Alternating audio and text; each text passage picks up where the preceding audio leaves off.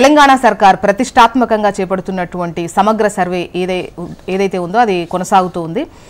నిన్న అధికారులు సీఎంకు వివరించారు. సమీక్షలో 44% వరకు సర్వే అనేది జరిగింది అని చెబుతూ, అయితే ఈ సర్వే చేస్తున్నటువంటి క్రమంలో ఎన్యూమరేట్స్ ఎవరైతే సర్వే చేస్తున్న సిబ్బంది ఉన్నారో వాళ్ళు కొన్ని ఇబ్బందులు ఫేస్ చేస్తున్నారు. అదేవిధంగా ప్రజలు కూడా వాళ్ళ యొక్క సమాచారాన్ని, ముఖ్యంగా వ్యక్తిగతంగా ఉన్నటువంటి సమాచారము ఉన్నటువంటి కాలమ్స్ ఏవైతే 54 ఉన్నాయో వాటి ఉప ప్రశ్నలు కలిపి ఒక మొత్తం ఓవరాల్గా ఒక 74 క్వశ్చన్స్ ఉంటాయి. సో వాటన్నిటికి కూడా సమాధానం ఇవ్వడానికి ఇష్టపడట్లేదు అని చెప్పేసి అంటున్నారు. అండ్ కొన్ని చోట్ల చూస్తే మా గ్రామానికి సర్వేకి రండి అని చెప్పేసి అడుగుతున్నటువంటి కొన్ని గిరిజన గ్రామాలు చూస్తున్నాం, ఆందోళన చేస్తున్నారు.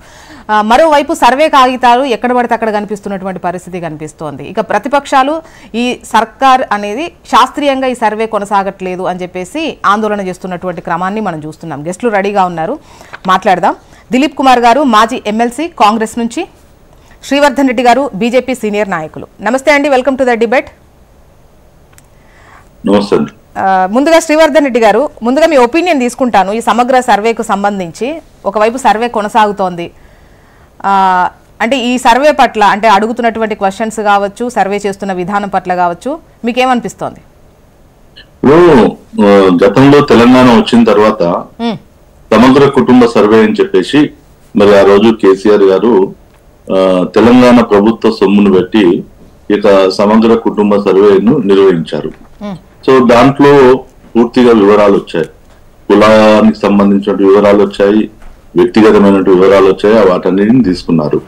సో మరి గత ప్రభుత్వం వాటి ఆధారంగా మనం గత ఎన్నికల్లో కూడా ఏదైతే స్థానిక సంస్థల ఎన్నికల్లో రిజర్వేషన్స్ అంశం వచ్చినప్పుడు దానికి ఆధారాలు లేవని చెప్పేసి గత ఎన్నికల్లో ఏదైతే రిజర్వేషన్ ఇంప్లిమెంటేషన్ చేయాలో దాంట్లో చేయలేకపోయింది. సో ఇప్పుడు కూడా ముఖ్యమంత్రి రేవంత్ రెడ్డి గారు ఏదైతే ఈ యొక్క సర్వే నిర్వహిస్తున్నారో ఇది వాళ్లకు ఇప్పుడు జరుగుతున్నటువంటి మహారాష్ట్ర లేకపోతే జార్ఖండ్ ఎన్నికల్లో వాళ్ళు లబ్ధి చేకూరడం కోసం, మేము కులగణన అని చెప్పేసి చేపట్టడం కోసం తప్ప నిజంగా కూడా ప్రభుత్వానికి ఇచ్చిన మాట, అంటే చెప్పిన మాటే చేస్తున్నాం, ఇచ్చిన హామీనే నెరవేరుస్తున్నాం, ఒకవైపు పక్క రాష్ట్రంలో చేస్తున్నాం చూపించే ప్రయత్నం అంటారు. ఎస్, ఇప్పుడు ఇచ్చిన మాట ఏముందండి, 6 గ్యారంటీల గురించి ఇచ్చారు, ఎన్నో హామీలు ఇచ్చారు, ఎన్నో సమస్యలు ఉన్నాయి. ఈ రోజు ఒకవేళ కులగణన జరగాలి, ఎస్, దీంట్లో ఇన్ని రకాలైనటువంటి వ్యవహారాలు ఎందుకు? ఈ రోజు అలుగుతున్నటువంటి వ్యక్తిగతమైనటువంటి సమాచారాల్లో అవసరం ఏముంది? ఈ రోజు అదే ముఖ్యమంత్రి గారు ప్రతిపక్షంగా ఉన్నప్పుడు వారు మాట్లాడినటువంటి మాటలు ఏదైతే ఉందో ఇవాళ చాలా స్పష్టంగా సోషల్ మీడియాలో తిరుగుతూనే ఉంది. ఆయన దాంట్లో చెప్పాడు, పెళ్ళం మొగుడుకు సంబంధించినటువంటి ఆస్తుల వివరాలు, సంపాదన వివరాలే చెప్పుకోవడానికి లేదు అని చెప్పేసి చట్టంలో సెక్షన్ 21 ఉందని చెప్పేసి వారు చెప్పారు. అంటే మరి వ్యక్తిగతమైన కుటుంబంలోనివే ఈ విధంగా ఉంటే ఇవాళ ఇక డేటాను తీసుకొని మరేం చేయలేకపోతున్నారు. అంటే గతంలో కేసీఆర్ యొక్క పాలన అవుతుందో అదే నమూనాను ఇలా రేవంత్ రెడ్డి గారు కొనసాగిస్తా ఉన్నారు. అంటే శ్రీవర్ధన్ గారు, వివరాలు కరెక్ట్ గా తెలిసినప్పుడే కదా ఈ సంక్షేమ పథకాలు అందాల్సిన వాళ్ళకు కూడా. కాదండి, నేనేమంటున్నానంటే ఈ రోజు ఒక మనం చెప్పుకుందాం, ఇదే కొడంగల్లో సీఎం గారు రేవంత్ రెడ్డి గారి యొక్క కాన్స్టిట్యున్సీ తీసుకుందాం. అక్కడ 150 గ్రామాల పైన ఉన్నాయి, 240 పోలింగ్ బూతులు ఉన్నాయి.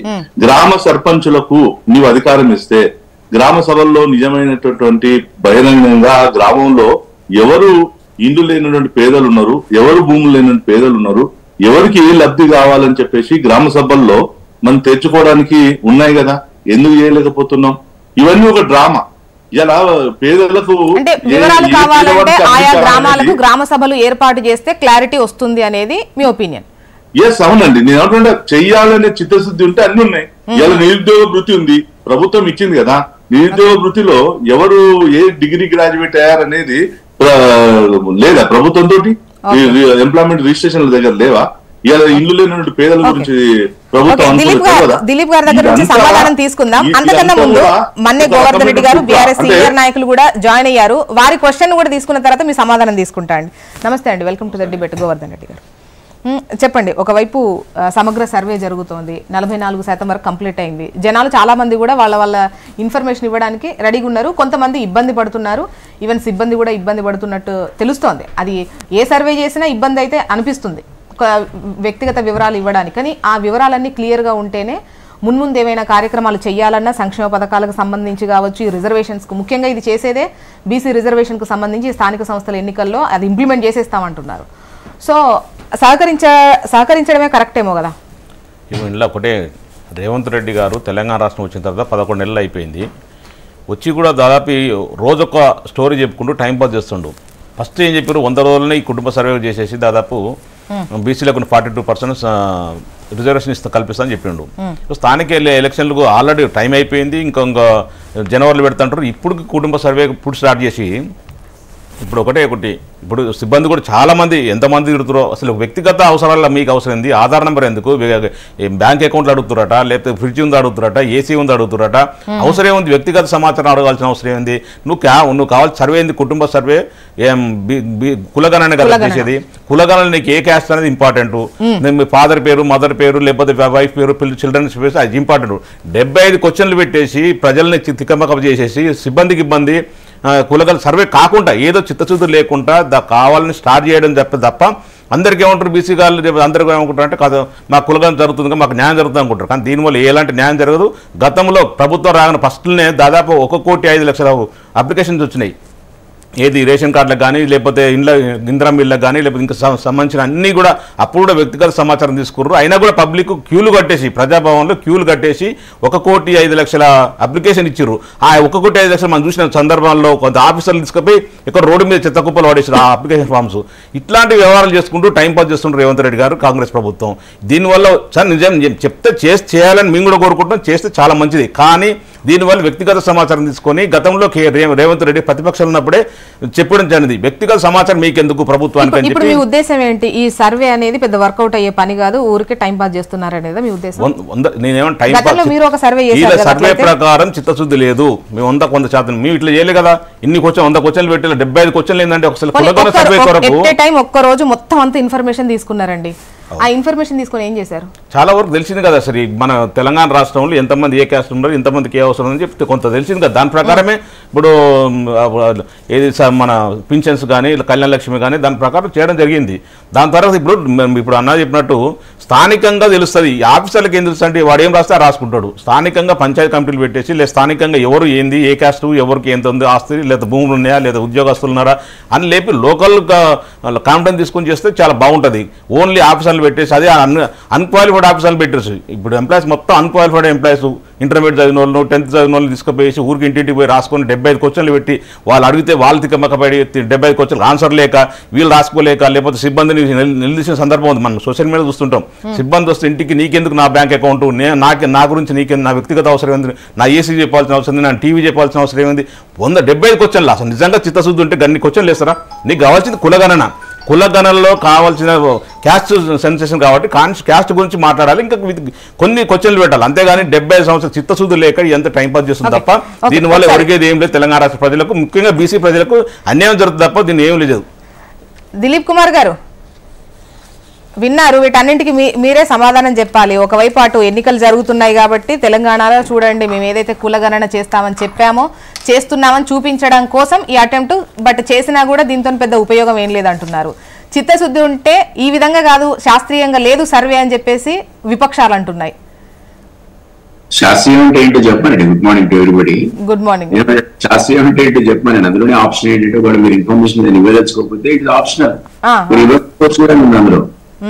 Don't want to give furnish any information, don't give bank balance, bank details అట్లాంటివి మీకు ఇబ్బందికరం ఉంటే మీరు need not give ఉంది అందులో ఆప్షన్ ఉంది. అందులో need not furnish చేయాల్సిన పరిస్థితి అందరూ విపక్షాలు స్వాగతించాయి. క్వశ్చన్ ఏంటంటారా కాంప్రహెన్సివ్ ఉంటుంది. మీరేంతమంది అడిగినట్టు అధికారులు వచ్చిన కొత్తలో కూడా అంత పెద్ద కాంప్రహెన్సివ్ సర్వే చేస్తే నిజంగా అది కనుక రిలవెంట్ అయి ఉంటే వాళ్ళు కనుక ఆ డాటా ఇచ్చి ఉంటే, నాకు తెలిసి ఆ డాటా ఎక్కడ ఉందో ఎవరు తెలియదు, ఆ డాటా పాస్ ఆన్ చేసి ఉంటే ఏ డిపార్ట్మెంట్ ఆ డిపార్ట్మెంట్ మళ్ళా సర్వే చేసుకోవాల్సిన పరిస్థితి వచ్చింది గతంలో. ఈ డాటా ఉంటే అసలు కులగణన ఈ రోజు జనగణన చేయాల్సిన అవసరమే లేదు, ఆ డాటా సరిపోయి ఉండేది. కానీ వాళ్ళు అది డిఫెక్ట్ గా చేసి ఒక రోజు చెప్పి 2 రోజులు కొనసాగించి ఎక్కడ పెట్టారో ఆ డాటా ఎవరి దగ్గర ఉందో నాకైతే తెలియదు. మీరు ఉంటే మీరు కూడా లైక్ టు వెరిఫై యాక్సెస్ ఎలా ఉంటుంది నాకు చెప్పమని డాటా ఏ పాయింట్ లో ఉందో ఎవరి దగ్గర ఉందో చెప్తే సంతోషం. అంటే అట్లా కాకుండా ఈ రోజు సిస్టమేటిక్ గా దాదాపు 4 లక్షల మంది రెస్పాండ్ అయ్యారు. చాలా క్లియర్ గా అధికారులు చెప్తున్నారు, you don't want to furnish information except your caste and other details కాకుండా మీకు ఇవ్వదలుచుకోకపోతే మీరు శుభ్రంగా బ్లాంక్ వదిలిపెట్టచ్చు ఆప్షన్ ఉందని చెప్తుంటే క్లియర్ గా ఇది ఇష్టమైన ఆన్సర్ చేయండి. ఇక చేయడం తప్పని మీరు అనలేరు కదా, మీరే స్వాగతిస్తున్నారు కదా. ఖచ్చితంగా చేస్తేనే ఒక రాబోయే లోకల్ బాడీ ఎలక్షన్స్ లో టైం ఫ్రేమ్ లోపల ఇది 1 month 2 months కంప్లీట్ చేసి దాన్ని అప్లై చేద్దామనే ఆలోచనతో రాష్ట్ర ప్రభుత్వం ఉంటే అందరూ దిలీప్ గారు నిన్న మామూలుగా కొంతమంది ఎన్యూమరేట్స్ తో మాట్లాడినప్పుడు ఒక్కొక్క అప్లికేషన్ నింపాలంటే దగ్గర 40 నిమిషాలు పడుతోంది. అండ్ ఇది కులగణనకు సంబంధించింది, అసలు పెట్టడమే ఆప్షన్ అని చెప్పినా కూడా కొంతమంది ఇవ్వండి డీటెయిల్స్ పూర్తిగా ఇవ్వండి అని అడుగుతున్నటువంటి సిచ్యువేషనే ఉంటుంది. సో ఆధార్ ఇవ్వడానికి కూడా ఈ రోజుల్లో భయపడేటువంటి సిచ్యువేషన్, ఎందుకంటే ఆధార్ అన్నింటికీ లింక్ అయి ఉంటుంది. పాన్, ఆధార్, బ్యాంక్, ఒక ఆధార్ ఉంటే సరిపోతుంది. ఒకవేళ ఎక్కడ పడితే అక్కడ ఆ పేపర్లు ఎన్యూమరేట్స్ ఎవరైతే సర్వే చేశారో ఇంతకుముందు మన విజువల్స్ కూడా మీరు చూసే ఉంటారు, కొన్ని చోట్ల ఆ పేపర్లు నింపిన విసిరేసి ఉన్నాయి. అది మిస్యూజ్ అయ్యే అవకాశం ఉండదా? అది ఎక్కడైనా పొరపాటున ఆ బండి జారిపోయి ఉంటుంది తప్ప డెలిబరేట్గా ఎవరు పారేస్తారండి. అట్లా పడిపోయిన సందర్భంలో వెరిఫై చేసుకొని మళ్ళీ రీసర్వే చేయాల్సిన పరిస్థితి వస్తుంది. ఎవరు కూడా మళ్ళీ రీసర్వేకి అదే అధికారులు పోరు కదా. మీరు అన్నట్టు దాదాపు 80,000 మంది అధికారులు ఇన్వాల్వ్ అయ్యి ఆఫీషియల్స్ ఈ సెన్సస్ కండక్ట్ చేస్తున్న సందర్భంలో నేను మళ్ళీ చెప్తున్నా, పేపర్లో వచ్చింది అన్ని పేపర్లు. మీకు ఇష్టం లేకుండా ఇన్ఫర్మేషన్ ఇవ్వకండి, ఎక్సెప్ట్ మీ కులానికి సంబంధించిన డీటెయిల్స్ తప్ప మీరు ఏపీ ఇవ్వకపోండి. చాలా క్లియర్ గా అన్ని పేపర్లు వచ్చింది, సీఎం చెప్పినట్టే వచ్చింది. మీకు ఆప్షన్ ఉంది ఇవ్వకపోతే ఇవ్వకపోండి. మరి అది డెఫినెట్లీ ఆస్పెక్ట్ కూడా కన్సిడర్ చేయాలి కదా. మనం అన్ని అడుగుతారు. ఒకసారి మనం సెన్సస్ అంటూ మొదలు పెట్టిన తర్వాత ఆ సెన్సస్ అన్నది కాంప్రహెన్సివ్ ఉండడమే మంచిది. రేపు రాబోయే రోజుల్లో ఏ విధమైన అవసరాలకైనా ఆ డాటా పనికి వస్తుంది. మీరు అన్నట్టు దిలీప్ సార్, ఎందుకంటే చెప్పినప్పుడు వాళ్ళ కుటుంబ నేపథ్యంకు సంబంధించి వాళ్ళు రాజకీయంగా కావచ్చు, ఆర్థికంగా కావచ్చు, ఏ విధంగా ఉన్నారని చూసే కూడా ఈ రిజర్వేషన్ అమలయ్యే సిచ్యువేషన్ లో కూడా ముందు ఎవరికి ఇవ్వాలి అనేది వాళ్ళ ఆర్థిక అండ్ రాజకీయ పరిస్థితి ఏ విధంగా ఉంది ఇది కూడా చూస్తారు అని చెప్పేసి సీఎం గారు చెప్పారు. ఆ తర్వాత పేపర్లు కూడా పడింది కదా. సో ఖచ్చితంగా ఇప్పుడు ఊరికే కులగణన చేసి దాని దగ్గర రిజర్వేషన్లు ఇస్తారా? ఈ అంశాలను పరిగణలోకి తీసుకుంటారా? నిజంగా నాకు ఐడియా లేదండి. సీఎం చెప్పారని మీరే అంటున్నారు. ఒకవేళ బీసీ కులగణన తర్వాత క్రీమీ లేయర్ ఏమైనా అప్లై చేస్తారనేది నాకు కూడా ఐడియా లేదు. చాలా సందర్భాల్లో బీసీ సంఘాలే కూడా దీంట్లో బీసీ కులగణనలో అంటే బీసీ సంబంధించిన కేటగిరీలో క్రీమీ లేయర్ కూడా అప్లై చేయాలనే డిమాండ్ ఎస్సీ ఎస్టీలో కూడా వస్తుంది. క్రీమీ లేయర్ వాళ్ళకి ఎందుకు అది ఇవ్వకూడదని. బట్ దాని మీద పాలసీ డెసిషన్ ఇప్పటివరకు కూడా తీసుకున్నట్టు లేదు. ఈ డాటా అంతా వచ్చిన తర్వాత ఖచ్చితంగా క్యాబినెట్ ముందుకు పోతుంది. ఇది ఎవరు ఎందులో ఉన్నారు, నిజం కూడా మీరు అంటే క్రీమీ లేయర్ ఉన్నారా, క్రీమీ లేయర్ కి రిజర్వేషన్ అప్లై చేయాలా వద్దా, ఇట్లాంటి ఆస్పెక్ట్స్ అని రేపు పొద్దున క్యాబినెట్ ముందుకు వచ్చినప్పుడు వాళ్ళు చర్చించి పాలసీ డెసిషన్ తీసుకుంటారు. కానీ ఇప్పటికిప్పుడైతే దాని మీద ఒక స్పష్టత ఉందని అనుకోను. దాని మీద శ్రీవర్ధన్ గారు, రిజర్వేషన్ అమలయ్యేటువంటి విషయంలో కూడా అంటే ఈ గణన చేస్తుందే వాళ్ళు సొసైటీలో ఏ సిచ్యువేషన్ లో ఉన్నారు అనేది కూడా మనం తీసుకుంటాం ఖచ్చితంగా. శ్రీవర్ధన్ గారు, సో అలాంటి టైంలో వాళ్ళ దగ్గర వాళ్ళ ఆదాయ పరిస్థితి ఏ విధంగా ఉంది, ఆదాయం ఎట్లా ఉంది, అండ్ ఈ రాజకీయ అటువంటి డీటెయిల్స్ తీసుకోవడం కూడా కరెక్ట్ ఏమో కదా. ఎందుకంటే ఇంకా అదే కాస్ట్ కి సంబంధించి వెనకబడ్డ వాళ్ళు ఉంటారు, వాళ్ళకి ఫస్ట్ ప్రయారిటీ ఇస్తే బాగుంటది అనేది ఉద్దేశం ఉంటుంది కదా.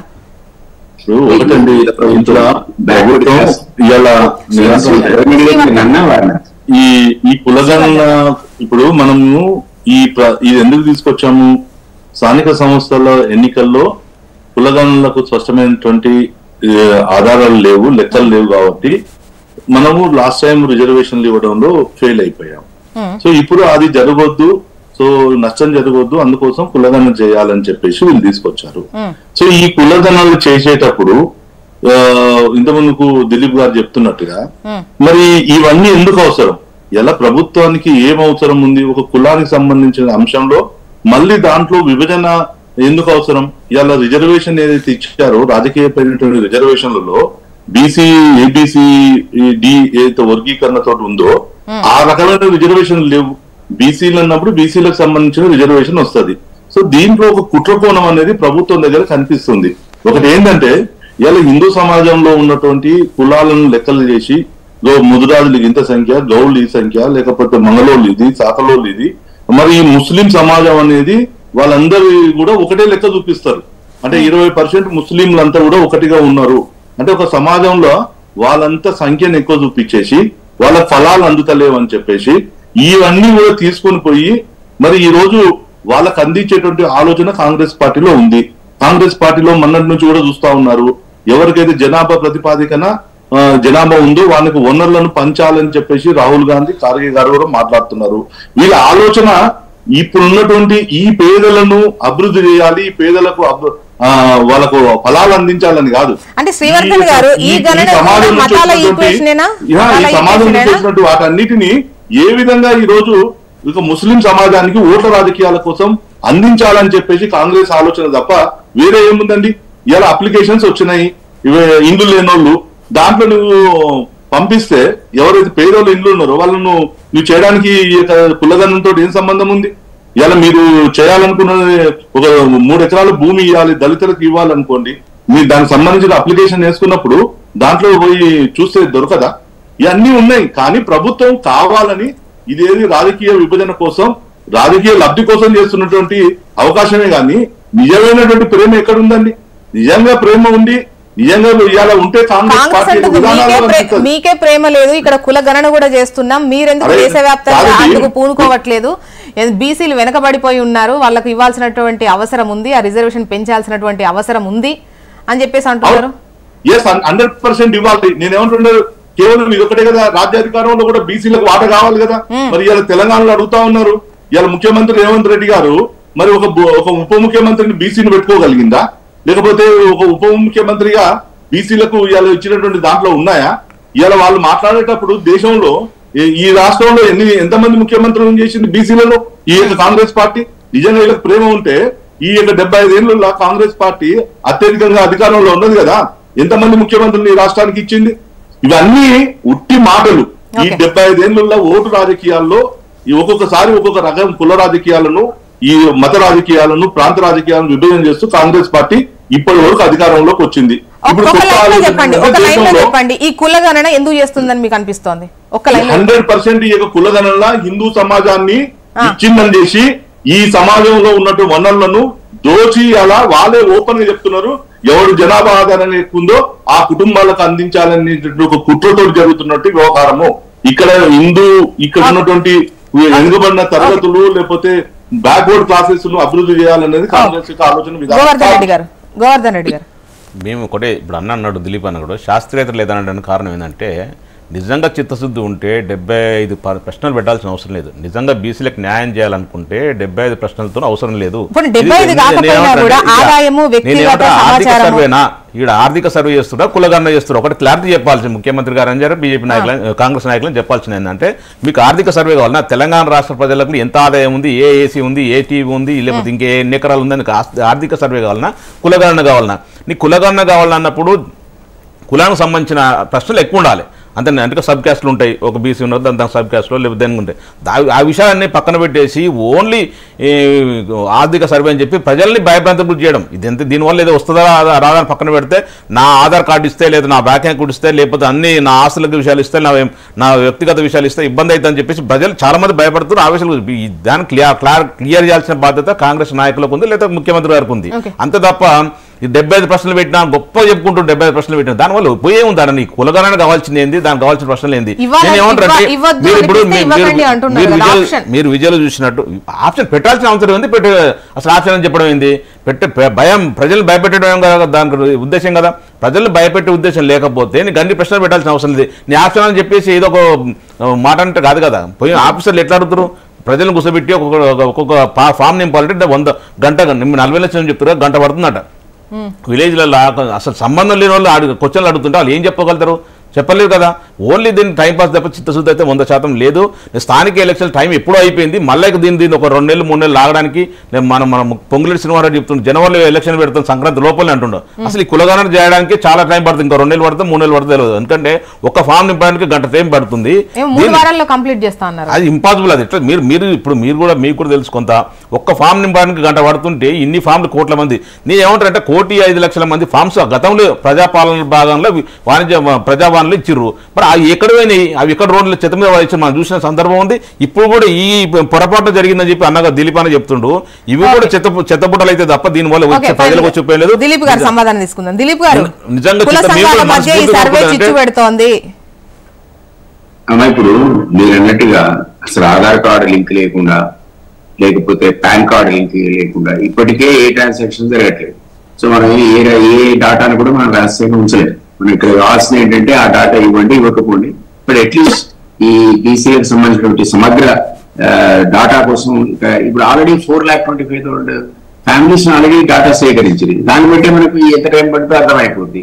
సో దాన్ని 40% ఆఫ్ సర్వేస్ ఆల్రెడీ ఓవర్ అని చెప్పాడు సీఎం. రిమైనింగ్ 60% కి ఒక పూట ఆలస్యమైనా అది కాంప్రహెన్సివ్ ఉండాలి. వీళ్ళు కాంప్రహెన్సివ్ సర్వే చేసి డాటా ఇవ్వకపోయి ఇచ్చుంటే మళ్ళీ అసలు సర్వేకి అవసరమే లేకుంటుండే. సో ఆ డాటా వాళ్ళు ఇన్కంప్లీట్ పెట్టడం లేదా మొత్తం మాయం చేయడం లేదు కదా బీఆర్ఎస్ వాళ్ళు. మళ్ళీ మనం ప్రతి దగ్గర ప్రతి డిపార్ట్మెంట్ మళ్ళీ సర్వే చేసుకుని వాళ్ళ హోమ్ డాటాతో అడిగిన దానికి కూడా స్ట్రైట్ ఆన్సర్ చెప్పండి. అంటే ముఖ్యంగా మతాలకు సంబంధించి బీసీ ఉంటుందమ్మా. మతాలకు గంపగుత్తగా ఒక వర్గాన్ని పెద్ద ఎత్తున చూపించి వాళ్ళ రిజర్వేషన్ ఎక్కువ ఇప్పించేటువంటి ప్రయత్నమే కాంగ్రెస్ చేస్తోంది అని అంటున్నారు. ఆ రకంగా మేము చేస్తే పొలిటికల్ గా మాకు డ్యామేజ్ అయితే మేము పొలిటికల్ పార్టీ మాకు ఆ మాత్రం తెలియలేదా ఏంటి? ఒకే వర్గానికి మేము పట్టం కడితే మేము వాళ్ళందరూ మాకు అగెనిస్ట్ చేస్తారు. ఈ రోజు ముస్లిమ్స్ ఉన్న కమ్యూనిటీ పర్సెంటేజ్ ఎంత, బీసీ ఉన్న పర్సెంటేజ్ ఎంత, ఇంత సర్వే చేసి ఆఖరికి బీసీలకి ద్రోహం చేస్తామంటే మేము డెఫినెట్ గా దారుణం కోల్పోతాం వచ్చే ఎలక్షన్స్ లో. అంత తెలియతో పార్టీ ప్రవర్తిస్తుందా? ఓకే, చూద్దామండి. ఇప్పుడు మీరు గతంలో చేసిన సర్వేకు సంబంధించి డీటెయిల్స్ ఏవి ఉన్నా కూడా ఇప్పుడు చేసేటువంటి అవకాశం ఉండుండేది కాదు అని అంటున్నారు. పోనీ దీనికి సంబంధించి అయిన తర్వాత మీ సర్వే అయిన తర్వాతనైనా ఆ డీటెయిల్స్ ఏమైనా బయట పెడతారా లేదా అనేది చూద్దాం. ఒకవైపు కోర్టుకు సంబంధించి కోర్టు పరిధిలో అవి బహిర్గతం చేయకూడదు అనేటువంటిది ఉన్నట్టుగా తెలుస్తోంది.